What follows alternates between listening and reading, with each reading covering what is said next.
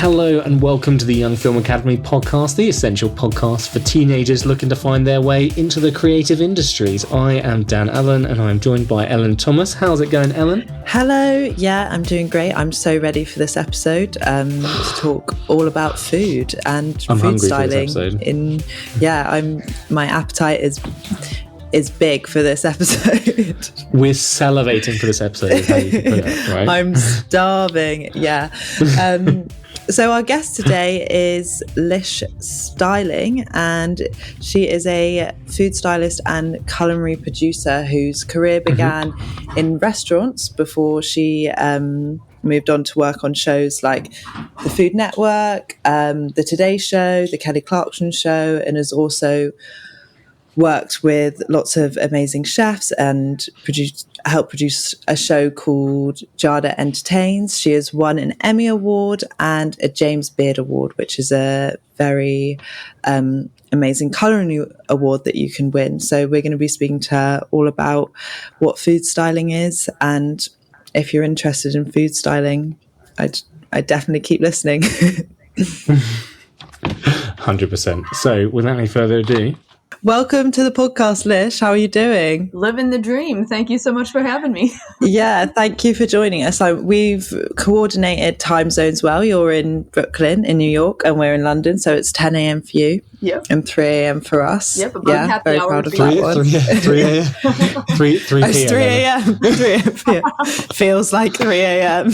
It feels much darker here. Like your window, Ellen, actually looks fine, but mine out here looks pitch black. Whereas, no, it does. It looks Lish, really you've dark. You've got the sunshine from what I can see. This morning, when I rocked up at work this morning, it was 10 a.m. or just a little bit after. And the street lamps were on. Like, it felt really dark outside, and it was horrible. I was like, why is it so dark? Yeah. But yeah, Lish, so to kick us off, we always ask, how do you describe what you do to friends and family?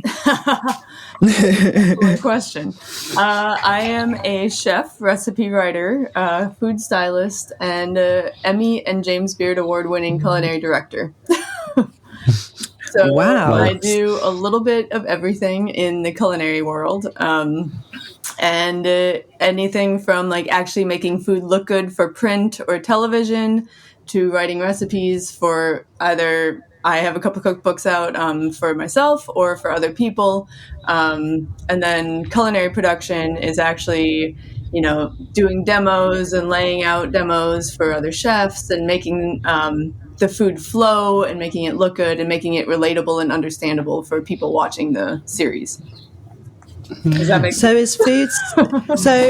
Is food styling like making the food look good, and then culinary producing is more like developing the idea behind the food or like the story of the food? Yes, exactly. So the food styling is just literally styling food and making it look good. So it's, adding a little bit of oil to a piece of meat. It's, spritzing the lettuce with some fresh water so that it glistens and has little beads on it. And then culinary production is telling the story and making sure that the recipe makes sense and the way that it's shown makes sense for people watching it. Okay. Yeah. So I had it pictured in my head, which I'm now realising is wrong, was a slice of pizza in sort of like a chair that you'd find at like a hairdresser's, and you're sort of like going around it, trimming the hair to style it. That's exactly like a really what cool... I do. How'd you know? Yes. And is it with food styling? Is it always? Does the food still get eaten? Like, is it always edible, or are you putting on stuff like? Because I saw something on the internet of them like adding. I can't remember if it was glue or something to some. I can't remember any more than that. But I just remember thinking that looks nicer than it tastes. I'm sure. Right. So there are ways of food styling that make it completely inedible. Because of my background and the way that I grew up in restaurants and like making food for people is part of what brings me joy. So I always try my best to do it in a way that the food is completely edible, because there's something that just breaks my heart at the end of a shoot if you have to throw out the entire, set of whatever you just prepared. So, but yes, I mean, you can, for turkeys, they'll take a raw turkey and paint it with kitchen bouquet, bitters, and ivory soap. And the turkey will be raw, but it will look cooked, but you're clearly not a raw turkey with ivory soap on it. Yeah, okay. What's like the wildest or the weirdest kind of food styling trick you've heard of or seen that makes something like inedible or just that is just bizarre? I mean, there's things like using shoe polish or Sharpies for grill marks and, doing things like that make it completely inedible, or glue, like you were saying, for a lot for milk or that kind of stuff. So, there are things that I just tend to not do. Yeah. So how do you not do that, I guess? Like what are your secrets for making things look so good but keeping them edible? I mean, a lot of it comes down to the jobs that you take. Sometimes it's more tedious jobs where you have to use some of those tricks because the food has to sit for hours, versus if you're, doing a photo shoot for a cookbook, or if you're doing food styling for a television show, it isn't going to sit for that long.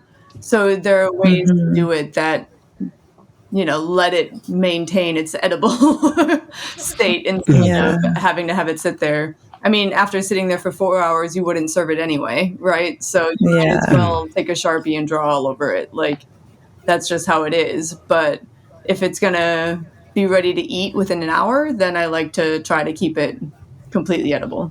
So, yeah. So we've gotten really excited here and gone straight into like, how do you make food? Do you use glue? I want to still eat it. This is I have a vested interest. If I'm filming some food, I want to get hungry all day. But taking it back, like, how did you find food styling? Because I know that you've worked in restaurants to start with, and what was your kind of path to food styling? So when I went to culinary school, I had already been in restaurants for a couple of years before that, and I assumed when I graduated from Culinary Institute of America that I would just be in restaurants for the rest of my life. And I was happy about that too, and I was in restaurants for a couple of years after graduating, both in Wisconsin and then here in New York. And then I had an unfortunate encounter with an executive chef. I was a sous chef at a restaurant, and it just wasn't a healthy environment. So I was like, I need to step away from this in order to continue my passion in food. So at the time, the senior vice president of production of Food Network, which is a big food company here, he used to eat at our restaurant. So I took his name and phone number out of the reservation book and called him on a whim. And his assistant was like, well, he doesn't really return calls, but he does reply to emails. I was like, I don't suppose you'd share his email? And she was like, sure. So I blindly emailed him, and he passed me on to somebody who passed me on to somebody who brought me in to start freelancing at Food Network. And that's kind of how I got exposure to food styling, to recipe writing, to culinary producing, all of the moving parts of food TV. And one of the most valuable things that somebody there, the woman who hired me there, told me was learn how to write a recipe, because chefs don't write recipes. And she's correct. Like, in a restaurant, you write recipes for the line cook. The line cook knows how to cook. You're not writing recipes for a home cook. So you are so valuable if you learn how to write a recipe for a home cook. And, a high-end Michelin-starred chef wants to write a home cookbook. Well, they need somebody to help them do that. So that was a very valuable lesson to learn. Yeah. I thought it was really interesting. I think so many people, if they do have a bad experience in a field that they're passionate about, just move away from it entirely. So I think it's so cool. How did you find it sort of within yourself to have that difficult experience at that restaurant and say, no, I'm gonna step away from that particular thing, but stay within this world that I love? Like, how did it not go sour for you? I mean, first and foremost, I think it helped that, I was speaking with my wife through the whole process. So like she was very supportive and knew what I was going through and the unfortunate things that were happening, and not staying so long that it breaks you, kind of feeling it in your body to be like, okay, this isn't right. And now I need to do something to save myself, And since I was, 13 years old and 15 years old professionally in kitchens, like I knew that food is what brought me joy. And when you feel that's slipping away, it's, you want to hold on to it as much as you can. So the pivot was more important than continuing on the path that I thought I was supposed to be on, if that makes sense at all. Yeah, no, it does. Yeah, and I think that's a really common experience when you're younger and you have a love for something or a passion, and then as you get older and you build a career from it, there's a lot of risk that you're going to have experiences that are going to sort of not ruin it, but just not make it as pure anymore. So I think that's really important, like piece of advice to like have perspective and say, no, it doesn't mean it's completely done. If something goes wrong, there's always other avenues to take. Exactly. I mean, one thing that's inevitable in life is change, right? So it's kind of what you do with that change along the way and the choices that you make to kind of navigate the system, and what you want in life. Yeah. We're all writing our own story. So, being open. I think there's a really valuable lesson in there, I think, of like pivoting before something sour. So it wasn't a matter of, for you of like, oh my God, like it has soured, so I need a fresh start. It's like, no, this is going that way. So let's change something before it changes me in a way. Yes, exactly. And sort of acting decisively early, I think, is the sort of really useful, I think, lesson there for our listeners. And I guess your passion isn't tied to like one experience or one person. There's plenty of other places to flourish it. And did you I got to learn so much more from breaking out of that, and all of these other opportunities that have kind of come my way because of that pivot, in ways that I never thought were even possible. I didn't know existed when I was in school, so and I like what you said, Dan, about change the situation before it changes you. That's actually a good line, because if you know who you are, it's like you want to stay true to that, and it can break you if you don't. For sure. So you said that you went to culinary school. Was food styling part of the curriculum, or like not like explicitly food styling, but do you learn how to style food, I guess, and was that useful like later down the line? So you definitely learn how to plate food, but plating food for a restaurant is very different than plating food for a photo shoot. It means that you look at it in camera angles. Are you shooting from here? Are you shooting from here? Are you, and in a restaurant, you know exactly how the plate is going to hit. Here's 12 o'clock. Here's 6 o'clock. This is how the guest's going to see it, So it's very different than just plating for a restaurant. There was at the time a food stylist club that was offered at school, but I didn't know anybody in it. Oh, really? I didn't know anybody. Was there anyone? Was there definitely people in it? That sounds like a cool club. You tell there's just one person be like, I hope someone joins. Exactly. If you're not aware of what it is, if you're not aware of what it is, it's not necessarily obvious.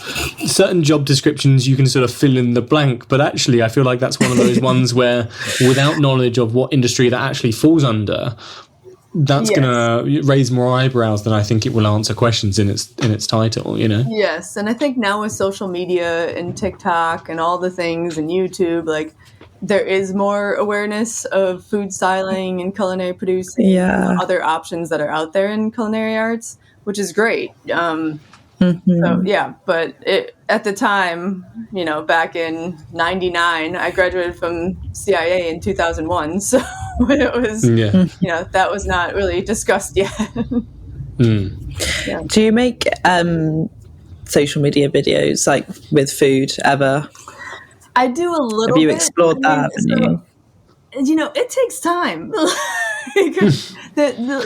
lot of those videos are incredibly edited, and like you gotta really like commit to doing it. So if I do videos on social media, it is more authentic and like real. Try not to make it too over edited, just to show the perspective of like how you cook at home as a professional chef. And so that's kind of how I do it. I do on camera talent for like Epicurious, which is they have a YouTube channel. So I do demos on that, but lucky for me, they edit all those. So very handy. It's so easy for that stuff to swallow all your time, right, Ellen? Yes, yeah.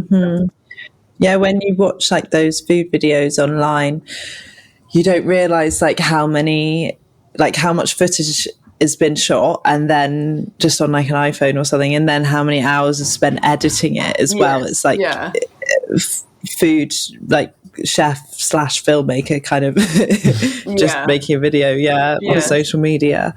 And I'm definitely like a doer. Like I like doing the cooking part. I love doing that, and like I'm happy to video it. But then to sit down in front of a computer and like actually edit it and piece it together, I'm like, oh my god.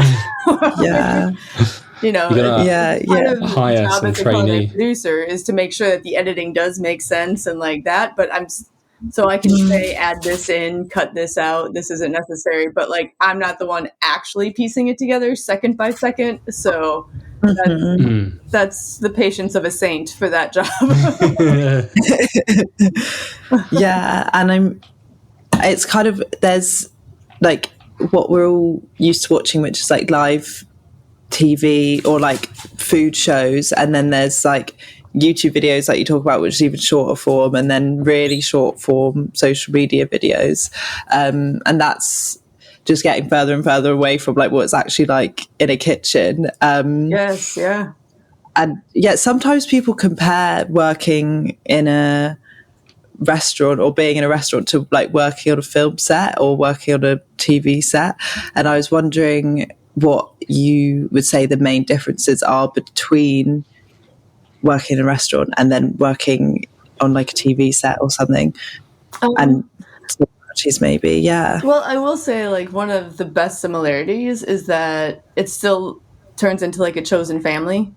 In restaurants, like you sit down for family meal, you work with these people for many hours at a time on your feet,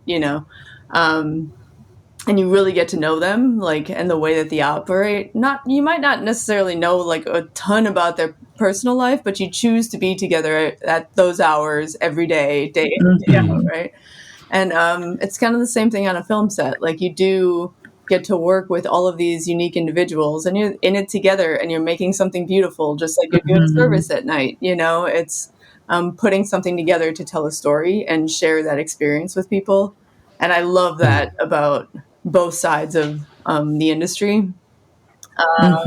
I will say it's nice not to have the ticker tape going when you're dead. You don't have like the tick tick tick tick tick tick and like trauma of the orders coming in. So there's less time pressure. Yes, exactly. I mean, clearly, and I mean, I like to work fast, and I think that's instilled in me from being in a restaurant. But it isn't that like you have 600 covers tonight, and you're the only one of two people on the line that night, and you got to get it out. It is very much it's a more relatable, reliable pace, I guess. And because from my experience of like working as a waitress or seeing like a kitchen, and there's lots of kind of rules or like language and things that you need to learn, and it's quite strict. And how does that translate to when you're in sort of a more relaxed environment? Are you still saying like, yes, chef, or?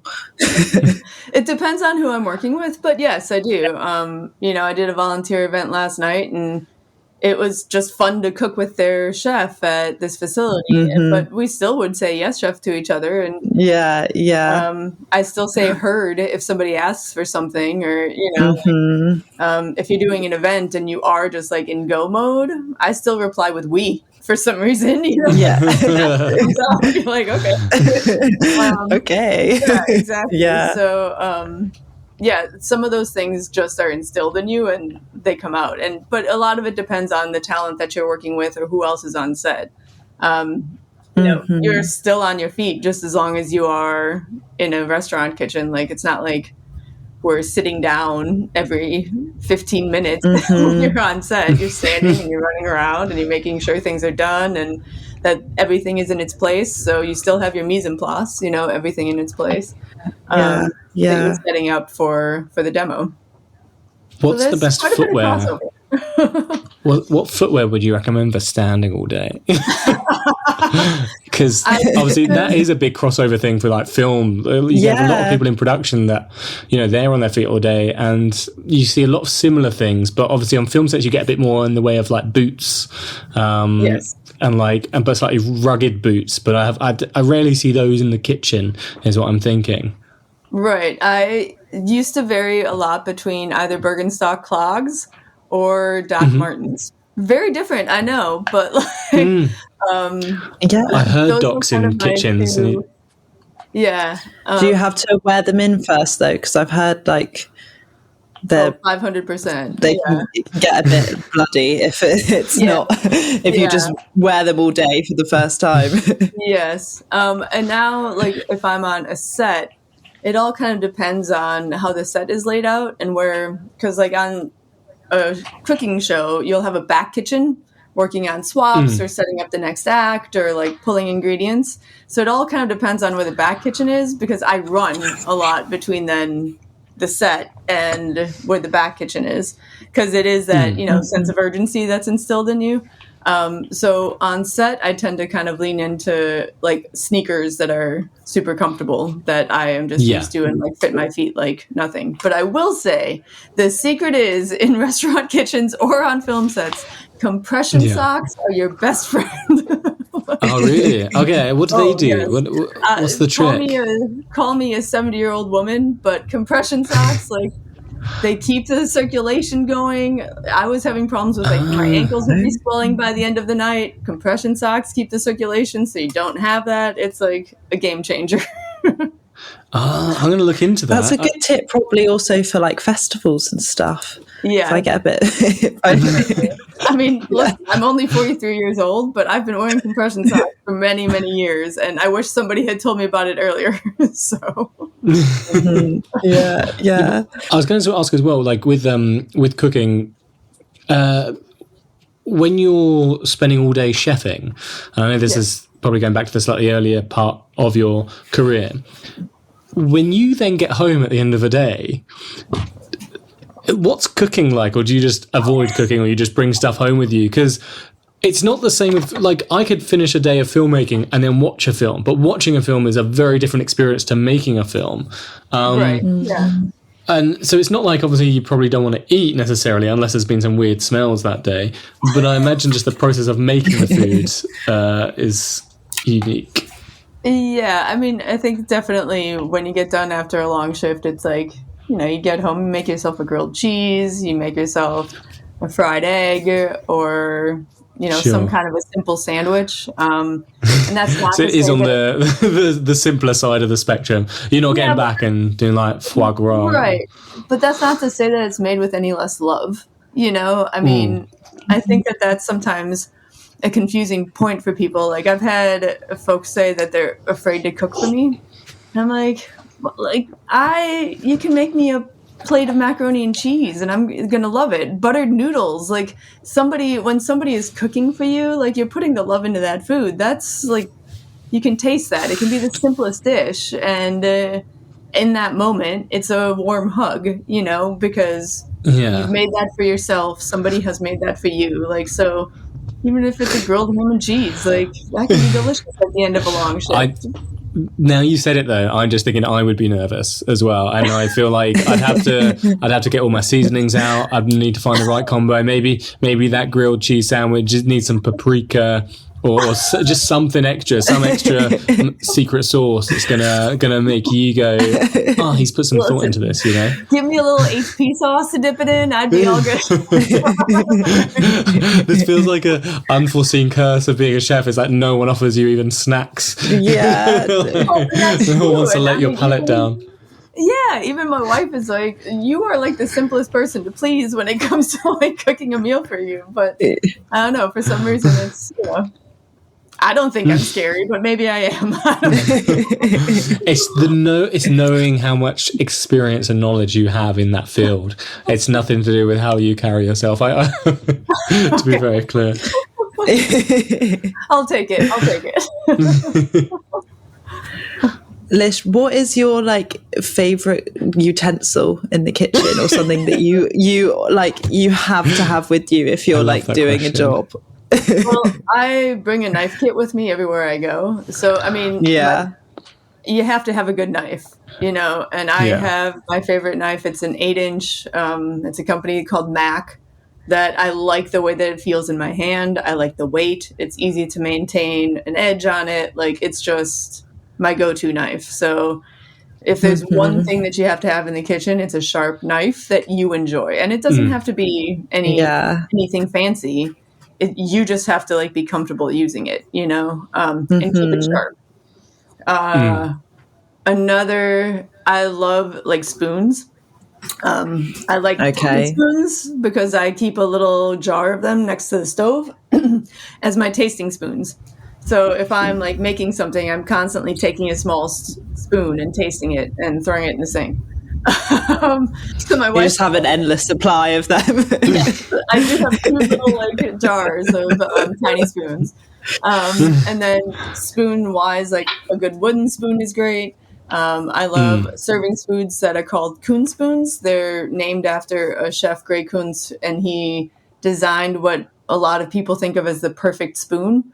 It has a good bowl. So it's a good depth of bowl for saucing. It comes to the right tip. It fits nicely in your hand. So yeah, spoons. I love spoons. I don't know. Yeah. I like spoons that have like a sort of novelty sort of handle at the end or something, if it like turns into like a love heart or something. Yeah. That's so cute. I will say very functional.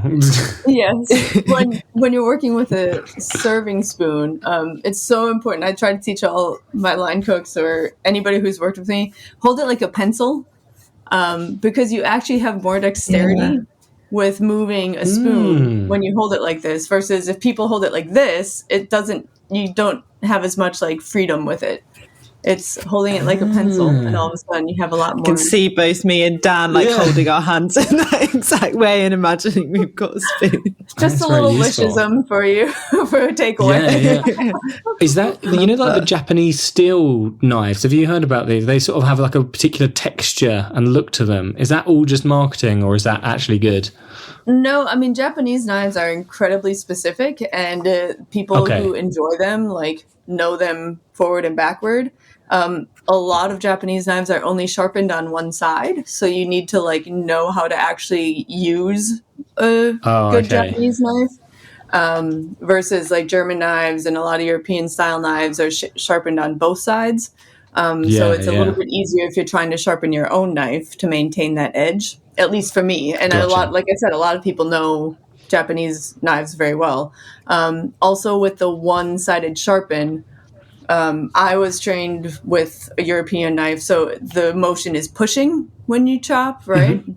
With Japanese knives, they're sharpened in a way that you're supposed to pull. The motion is pulling versus pushing. So there's just different techniques when it comes to using those style of knives.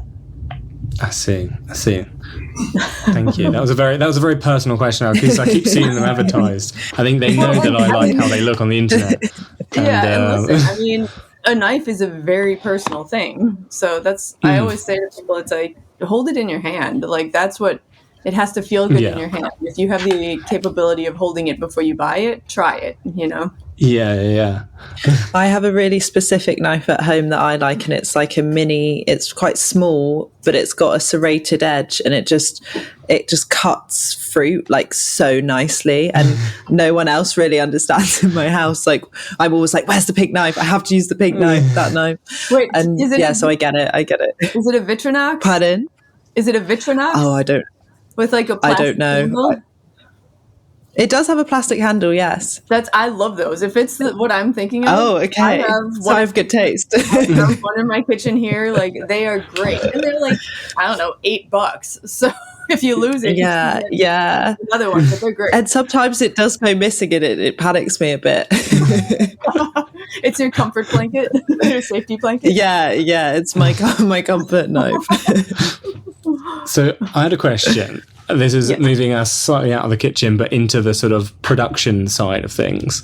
How did your career take you to all these different shows? What was the sort of the jump to that? Obviously, I know you're obviously doing bits in for the Food Network, but did that immediately serve up that content to stuff like Jimmy Fallon and Today Show and Kelly Clarkson? Like, did it feed into that, or was that the next step, if that makes sense? So I did do a couple of shows with Food Network where I was the culinary assistant. So working in the back kitchen, setting up like the swaps, setting up the next segments, the next acts, all that kind of stuff. But while there, like I said, I was freelancing, and coming from a consistent job, I was like in a panic.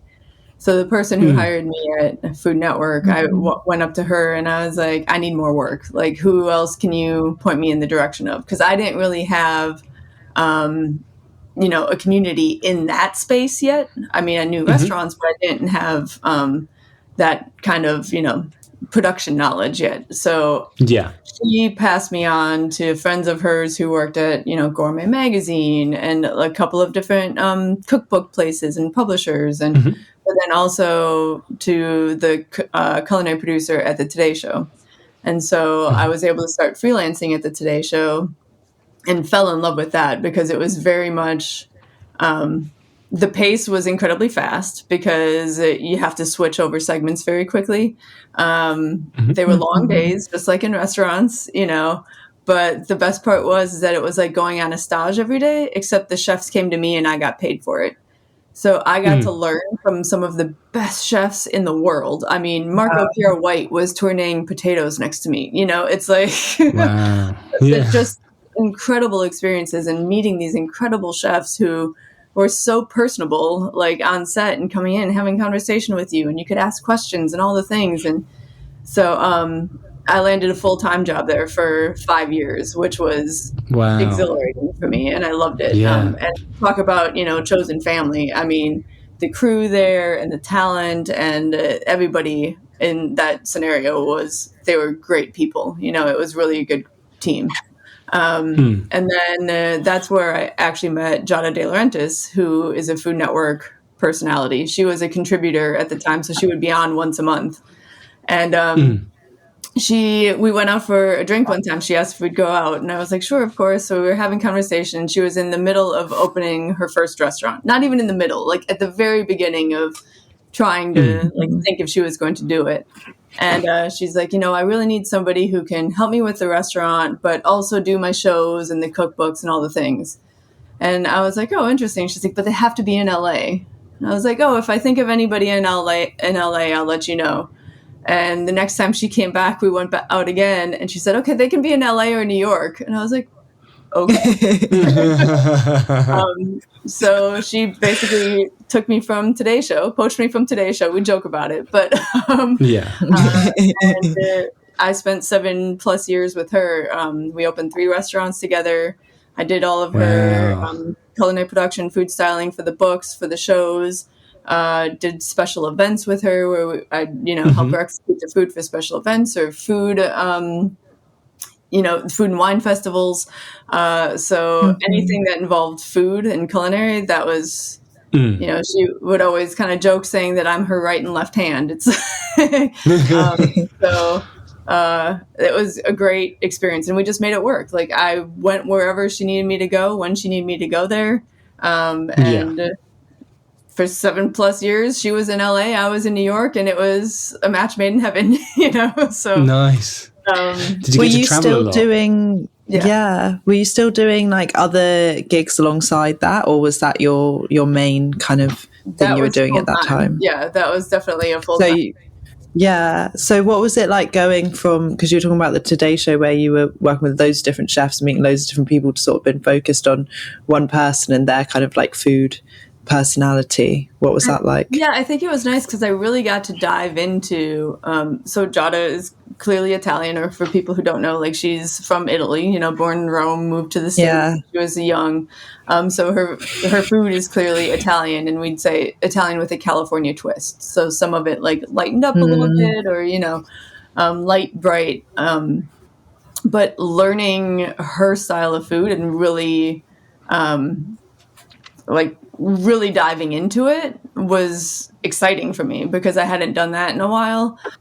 So I learned a ton about Italian food through her, from her, by cooking next to her, by traveling with her to Italy multiple times to do her shows, and experiencing that world through her eyes. And she has Aunt Raffi, who has been on her show before, and she has very specific ways of doing Italian food. And like learning from all these people who have been cooking that way for generations, that was pretty cool. I mean, I didn't realize that how much I would enjoy just really like diving into Italian food, and I loved it. Still do. Yeah. So one of my happy places is tossing pasta. Oh my God. If you are like tossing pasta and suddenly the sound changes, like I'm one of those people who I cook with all my encourage other people to, but like you hear this slap. All of a sudden it changes from like sloshing around to a slap in the pan. And it's just like, that's the magic. Yeah. Because like food is such a sensory experience. It's not just like taste, it's smell and sound and what you can see. Yes. How do you like incorporate all those different elements? Oh my God, in that's food just styling? I do feel like food talks to you. Like you hear it. Like is that an angry sizzle? Is that a happy sizzle? Does it need to sizzle more? Is it, like all those things. I encourage people. It's like my big thing is season as you go and taste. It's like you're always tasting. You need to adjust something. You need to like pivot on something. Clearly eyes you're looking at it the entire time, and you eat with your eyes first, so it has to kind of look appealing. And brown food is beautiful, so you can make that still look appetizing.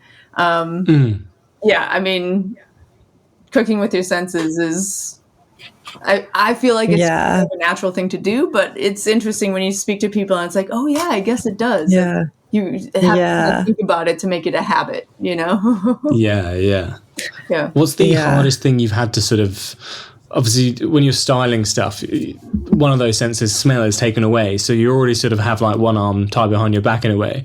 What's the hardest thing you've then had to style when all you have really is visuals and sometimes sound, I guess, to work with? Ooh, that's a good question. One of the hardest things I've had to style, I mean, honestly, pasta is kind of tough because as it sits, it kind of relaxes and collapses on itself. And you want it to be like light going through some of the things so it doesn't look so heavy and like just a bowl of stuff. You want to see the shapes and the textures. And in that regard, salad is kind of the same way. Because if it's a dressed salad, it starts to die, right? As soon as you put dressing on it, any kind of acid on it, like it's going to start to die. And so, some people would just put oil on it. They won't use salt so that it doesn't start to bring out the moisture. But again, I like to make it edible. So I'll usually still do all those things, which just means that you have to work a little faster and kind of keep it fluffed, so that you see the texture and the light coming through. And, yeah. So you dress it at the very last second. Yes, exactly. You put in a dummy, something that whoever can frame up on it, and then you swap in the beauty. ideally get the shot, you know? And do you have any like favorite food, film, or TV kind of moments, or something that you've seen on screen and been like, wow, that looks so good, or like that's been done so well? That's a good question. I mean, I do love the film Big Night.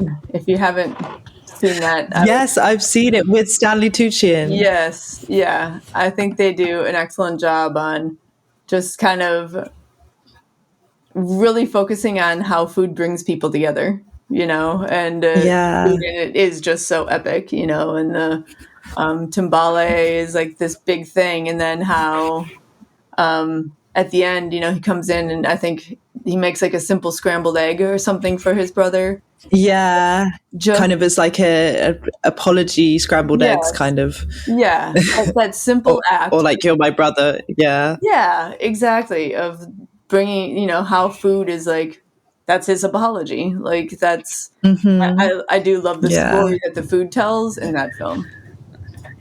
Do they make an Italian, it's like the pasta dish that's in like a mold, and then they flip it out, and it's like this big moment where they're seeing if it's like stuck to the edge of the tin or not, and like if it's a clean kind of, and I remember that, and that's done so well. That's amazing. Kind of like building the excitement, like the performance and excitement around food as well. Exactly. Yeah. Yep. Yeah. That's have you watched? Oh no, go ahead. Well, I was just gonna say that dish is called a timbale, and there's different versions of it in Italian. But I did one for Giada that was a timbale genovese, so it was with sauce, genovese, and pasta, and then it was stuffed with meatballs and sauce, and that had to be unmolded and then sliced, and I think that one took me like 3 or 4 tries to get it in the right place. Yeah, the flavors were right, and it came out of the mold, and it held its shape. There's also something called the sartu de riso, which is kind of the same thing but with rice, and you like line a bundt pan with rice and then stuff it, and then you put the rice on top and you bake that and unmold it, and that's a whole thing too. But like those things are so specific, and you're like, oh my god, this is exciting, and the unmolding and the you know no, there's this account that pops up sometimes like on social media, and it's this guy who's making jelly, and it's like him with his whole family around the table like flipping the jelly out, and just every time they're always just as excited to see if it's come out successfully, and it's his journey with the jelly. Yeah, it's really nice to see. I'm glad that found me. But yeah, have you watched Babette's Feast? Yes, I haven't seen it in years, but I love it. That's a great film, I think, to watch if you like the kind of crossover of food and film, and there's a great twist at the end as well. Yes, or the platform. Babette's is that what that one is? When it's like going down through from each floor. Do you know what I'm talking about? It's like starts off at the top floor. It's meant to be like a comment on society. No, that is that's called something. The one with Ralph Fiennes in. Maybe. I don't know. That's a more recent film that's come out. I can't remember the name of it. It's like a super delicious meal at the top, but then it starts off on... The Meal? No. You're thinking of a different film. No. It's literally like a sci-fi film, essentially. There's a platform that goes down from floor to floor, and it starts off at the rich people at the top, and then it goes down to the once they're finished eating what they want to eat, it then goes down to the next layer where the slightly less wealthy people live, and then they get to eat some food from the big platter, as it were, and then it just keeps going down, and by the end it's just like ravenously shared between. It's a real interesting it's a dystopian film.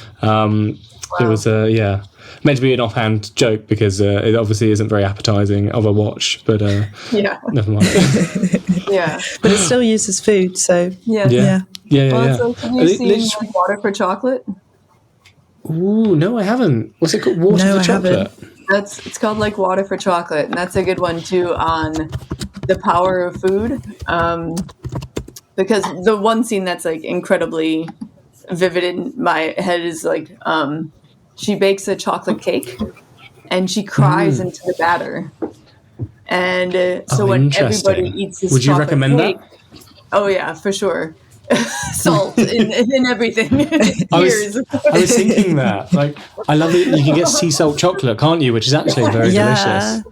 Dangerously tasty, some might say. There's a new birthday thing in there somewhere, like tears of, like chocolate.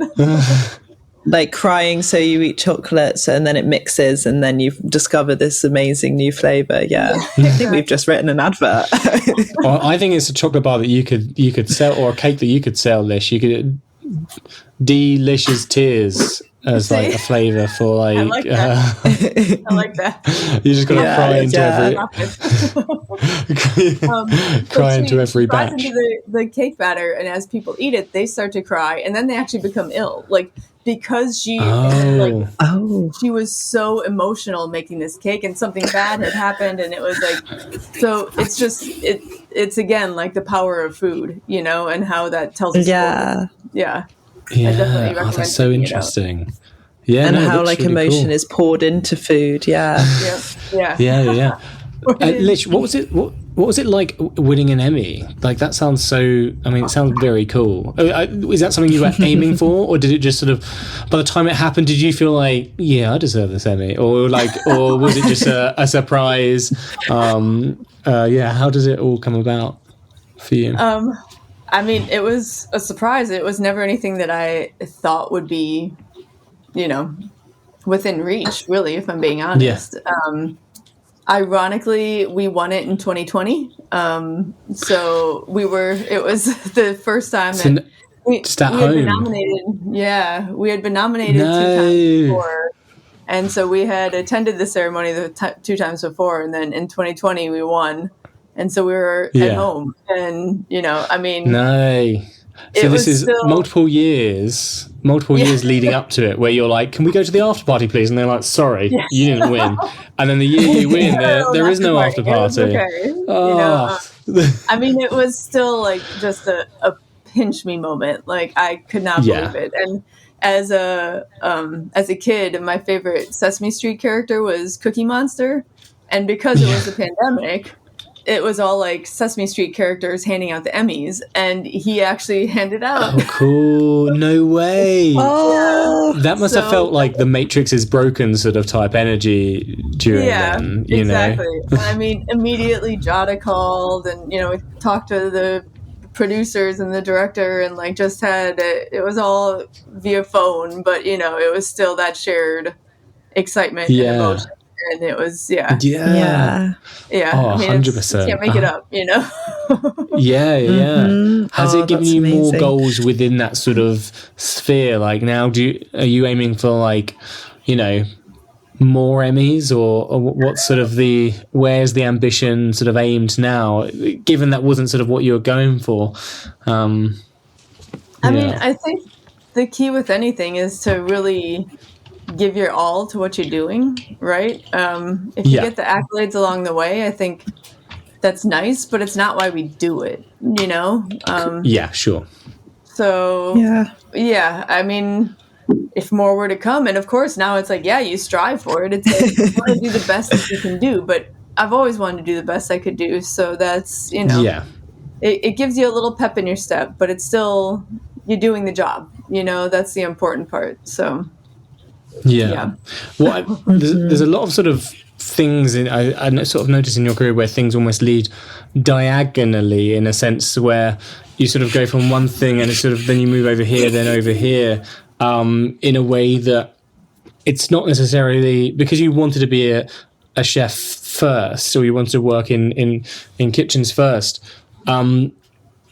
It wasn't like where you've ended up is exactly where you were directly pointing. I wondered if you could talk a bit about how your career sort of played out, or like what advice you would have for young people in terms of following opportunity versus being stubborn about, maybe exactly where you want to go.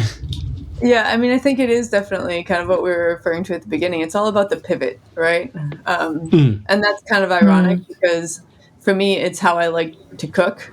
I am happy in a space where, I mean, this is kind of a good example. This is an office, but like I have my desk in front of me and I have the bookshelf behind me. Like if I have the stove right here and I have my workspace right here, that's my pivot. That's my happy place. Yeah. You know, like I want to be able to take one step and do the next move. So I think being open to those pivots are important. I will say, like, I recommend working in restaurants for even people who just want to do food television or, you know, cookbooks or whatever the case may be, just because it teaches yourself a sense of responsibility. It teaches you a sense of urgency. It teaches you how to work clean. There are a lot of things that you take away from restaurants that it's not necessarily marketed and advertised as like, come away with all this stuff, you know, but when you can look at it, like those are things that are ingrained in you that I am incredibly grateful are, you know, because that has really molded and shaped how I work as a professional. And even if you just do a stage, you know, where you go and work for free in a restaurant for a day or two, just to experience that energy and that sense of urgency and that organization, you know, it's organized chaos, like, and it's a dance. If, you know, there's a rhythm to it, there's something very addictive about like being in a kitchen, you know? So to learn that dance, I think is important because it just kind of propels you forward.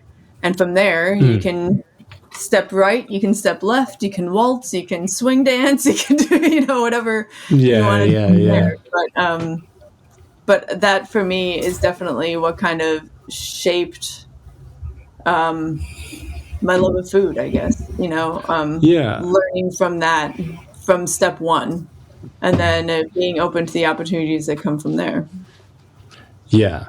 And would you recommend going into, like, in terms of training, if someone wanted to go into food television, is it you need to learn the food side first and then the television stuff second, or can you sort of go from the other side, like, across? I think it doesn't necessarily matter the order that you want to do it in, but if you want to do food TV, you need to know food TV. I mean, unfortunately, you need to know food, you know. Unfortunately, I think sometimes people don't learn the food and, you know, still somehow get the the followers or the, you know, publicity or go viral or whatever it is.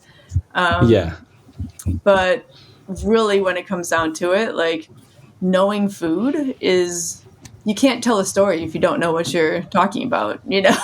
Unless you're a really good actor, which is possible, but like, you need to know food. You have to know how things react. You have to know what braising is versus steering versus, you know, all of the things. So I would definitely recommend, you just kind of have to jump in with both feet and learn both. And you can do it at the same time. You can start with one, start with the other, whatever the case may be. But pick up a book, you know? I mean, there's so many books that you can read. And, like, yes, there's the internet, but to me, like, picking up The Professional Chef and leafing through it, you know, every once in a while, like, it's just a refresher of things, you know? Or pick up Julia Child's book, or, you know, any of these new cookbooks coming out now, you know, Salt, Fat, Acid, Heat, like, read a couple pages at night. Like, there are so many ways that we can learn about food. And I think that just reading a book is so valuable and sometimes overlooked now with the ease of access that we have online.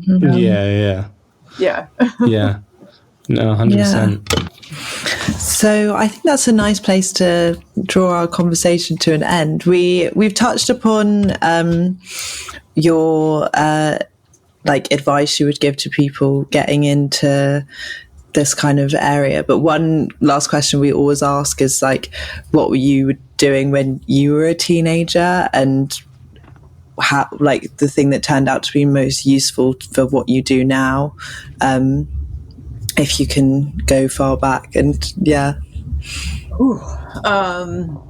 well, I mean, I started in restaurants when I was 15. I started cooking Thanksgiving dinner when I was 13, you know, the full on, like, turkey, all the sides, all the all the fixings, So I think the bug hit me very early on, and I've kind of always been an old soul. So as much as you kind of have your playtime when you're that age too, and your mishaps, and but like I've always loved working. So I guess I would say find something that you love to do and explore all of the options within that. Don't limit yourself to a tiny little box. We have enough of that in the world that we don't have to do that to ourselves, And in terms of what will take you far, curiosity, kindness, doing things with a smile, kindness really does go a long way, and staying curious leaves all those doors open. It takes the walls down, so the willingness to try is more valuable than you think. Oh, thank you so much, Liz. This has been amazing. Yeah, thank you so much. Seriously, you guys are great. Thanks. We've learned absolutely loads, so no, it means a lot. So thank you for sharing your knowledge and wisdom across many fields with us. It's been great. Of course, you guys are a delight. Thank you so much. Look forward to going out for dinner in London sometime. Yeah. I'm ready to cook. Yeah, I'm hungry. Me too. There were moments there when Lish was just talking about food and going, saying all these words, and I was like, I've actually just had lunch, but I could go again. Yeah, me too. I had a very late breakfast, so I'm now between two worlds, and okay, so that was actually a nightmare for you. It was tough. It's what I can only describe as what it must be like to work in a pizzeria and be hungry. And you know, you can just smell all this pizza, but you can't eat it because these customers are ordering it. What can you do, hey? What can you do? I don't know. But yeah, what a lovely conversation. And it was. I learned so much about I learned so much about something that I don't know much about. I know about food, but I don't know anything about how it collides with the film and TV world. Yeah, absolutely. Yeah, and I was really interested by just all the parallels as well in terms of the teams, the footwear, it's lots of hours. It's about pacing. It's there's a lot of crossover, and obviously. Yeah, and it can't be much more than a crossover than actually food TV in general and sort of what that is. And it was just sort of super interesting hearing about her journey going through all these different aspects of film and food TV, as it were. Yeah. I mean, she's done so many big shows and big TV shows, like Today's Show and stuff. That was just, hearing about all of that was super cool. And I'd say those shows are like the equivalent of, in the UK, like Good Morning Britain and This Morning. So really, really big shows that the whole nation tunes in to watch, and it's And also just the journey from starting in the kitchen, cooking and chefing, and ending up with an Emmy. It's quite a sort of the journey to go on and quite the adventure. I actually just think, it's very inspiring. And I really like that sort of messaging early on of just sort of pivoting before problematic figures make your experience within something that you care about too problematic. I think it's just really interesting lesson. Yeah.